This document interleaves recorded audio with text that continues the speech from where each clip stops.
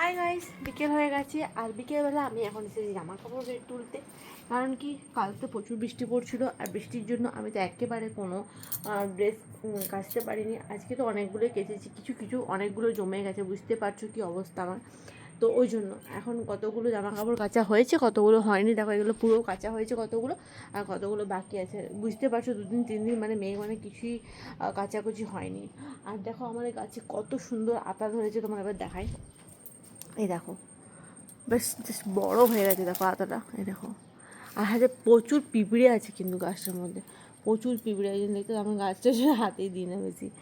তো তো দেখো, আজকে বিকেলবেলা আমি ঘর দৌড় বাগাবো এখন।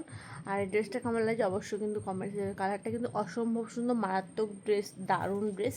আর তোমরা যদি ড্রেসের ফুল ভিডিও দেখতে চাও, মেম্বারশিপ জয়েন করে যাও।